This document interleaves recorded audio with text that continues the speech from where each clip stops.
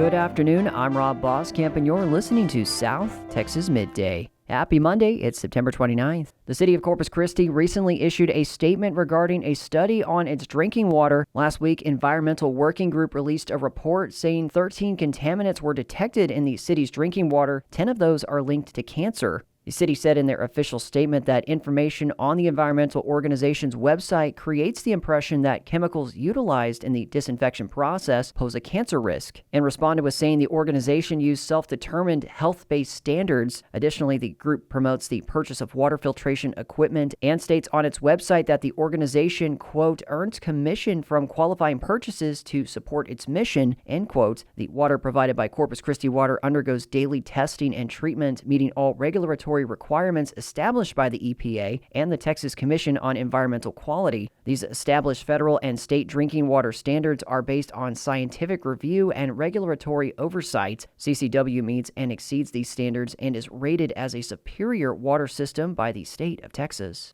Meanwhile, the city of Mathis may have found a temporary solution to its water crisis. Officials recently lowered a camera into an old well at the city yard to see if it still had water, and at 86 feet underground, the camera inspection revealed water. Mathis Public Works Director Robert DeFoya told KIII the crew found that water still remained below ground and could have been there since the 1970s. Mathis relies on Lake Corpus Christi for its drinking water supply, but the lake has dropped to low levels over the past several months. The city uses about 500,000 gallons of water daily and could be out of drinking water by December if they don't find more sources. Crews are now preparing to restart several older wells in the area, all of which tested positive for water. Officials told KIII the fix is temporary until 2 new permanent wells are drilled.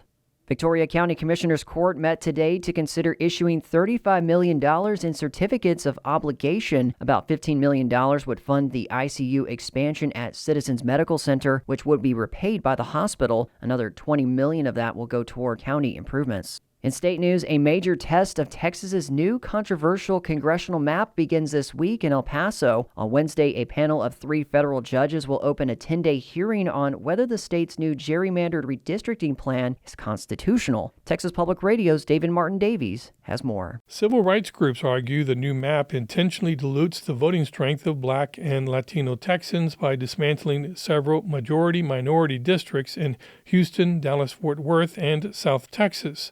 Experts from UCLA will testify that the new lines make it statistically impossible for minority communities to elect candidates of their choice. State officials insist the changes were motivated by politics and not race, a critical distinction, since partisan gerrymanders are allowed under federal law, while racial ones are not.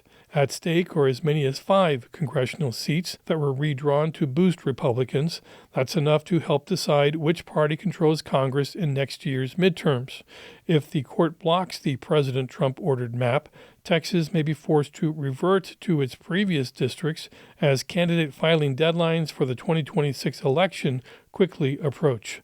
I'm David Martin Davies in San Antonio. State judges are weighing whether the Attorney General has the right to make elected attorneys report extensive information about their criminal cases. KERA's Toluwani Osabamowo reports Ken Paxton appealed a district judge's ruling, saying he lacks that authority. Paxton adopted new rules in March requiring prosecutors in the state's largest counties to report information to him about their criminal cases. He says it's meant to rein in what he calls rogue district attorneys who aren't prosecuting violent crimes as fiercely as they should. William Cole with the Attorney General's office argues that's perfectly legal. The statute here gives the Attorney General the express power to obtain these reports, and it's at least fairly implied that he has the authority to promulgate rules to obtain the information. But elected attorneys disagree. They argue the requirements would hinder their ability to prosecute crimes. I'm Toluwani Osabamowo in Dallas. Last week, Texas Agriculture Commissioner Sid Miller announced that he will support a plan to revive the Rio Grande Valley's sugarcane industry. According to MyRGV.com, the industry fell flat last year when the Santa Rosa sugar mill closed due to the ongoing water crisis. In a news release, Miller said he supports a plan between Santa Rosa Sugar LLC, Paisos Cavallo, Vera International, and Verax Commodities, which have partnered and signed a purchase agreement to acquire the assets of Rio Grande Valley Sugar Growers, Inc. The plan has 4 phases. Phase 1 began earlier this year and includes acquiring land, infrastructure evaluation, and re-engaging with local growers to rebuild the supply chain. Farmers in South Texas are facing delays in selling their cotton this season as uncertainty over international trade deals put sales on hold. KIII reports across South Texas, cotton gins are jammed with unsold bales as farmers face a stalled market. And until the market opens up, these cotton bales might remain in storage. Cotton is a staple crop in South Texas and one that usually brings in big returns, but this year, much of it is still sitting in the fields. Texas colleges are slated to lose nearly $60 million in grants for Hispanic-serving institutions this year. That's according to a Texas Public Radio analysis of grant funds over the last 5 years. Camille Phillips breaks down what's at stake. Earlier this month, with just weeks left in the fiscal year, the U.S. Department of Education abruptly announced that it would not distribute the funding set aside in this year's budget for Hispanic-serving institutions, known as HSIs. A lawsuit filed in June claims the way HSI funding is distributed is discriminatory because it involves a quote-unquote race quota. Instead of defending the grants, the Trump administration agreed with the plaintiffs and decided to preemptively eliminate them. Colleges need to have at least 25% Hispanic enrollment in order to be eligible to apply for the competitive multi-year grants. However, supporters of the grants say the funding isn't discriminatory, ending it is. David Mendez is interim CEO of the Hispanic Association of Colleges and Universities. He says the cuts are an attack on the 5.6 million students enrolled in Hispanic-serving institutions across the country.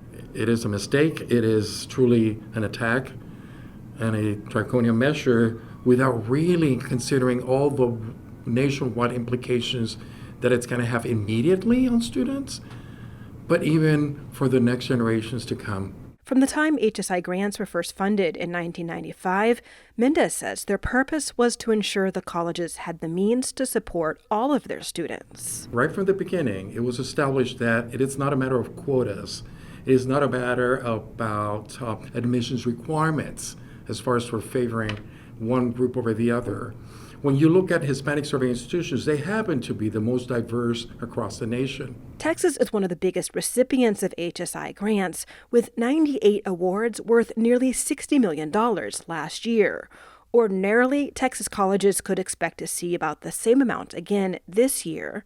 But Priscilla Camacho with the Alamo Colleges says the bigger funding concern goes beyond HSI grants. What we've seen from the department and from the administration is the delaying of releasing competitive grants that may or may not be aligned with what they're looking to do. For instance, the Trump administration recently delayed releasing $660 million in funding for TRIO, a program that helps low-income and first-generation students enroll in college and graduate. Those are the kinds of things that keep us up at night because we want to make sure that when we apply for and we are told that we're going to be appropriated funds, that those funds don't go away. Camacho says part of the reason the Education Department has so much leeway with grant funding right now is because Congress never passed a budget last year.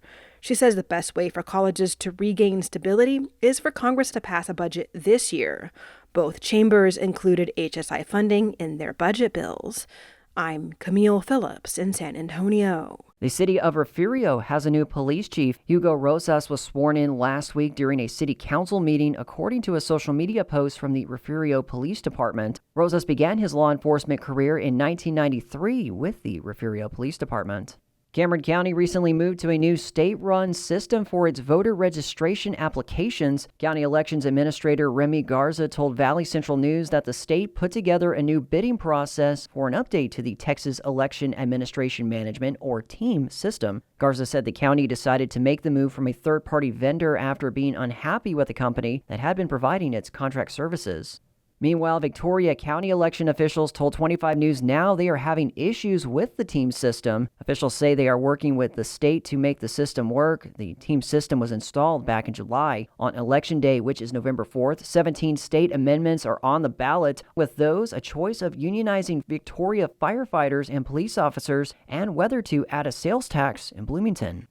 In sports, the UTRGV Vaqueros football team endured its first loss, falling to the Southeastern Lions 45-31 in their Southland Conference opener on Saturday in Hammond, Louisiana. Eddie Lee Marburger finished 16 for 29 for 218 passing yards and 3 touchdowns. He also rushed for 57 yards on 8 carries. Texas A&M Kingsville football got its first Lone Star Conference win of the season after they clobbered Sul Ross State 52-3 over the weekend. The Javelinas had their largest margin of victory over an opponent since 2022. They were efficient on the ground, rushing for 5 touchdowns.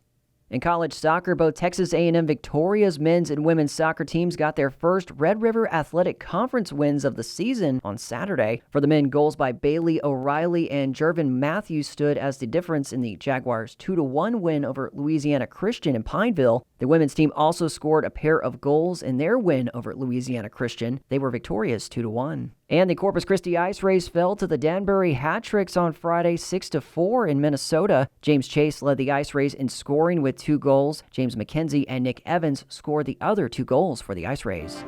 And that is the latest news and information on South Texas Midday. I'm Rob Boskamp. Your community arts calendar and more is on the way.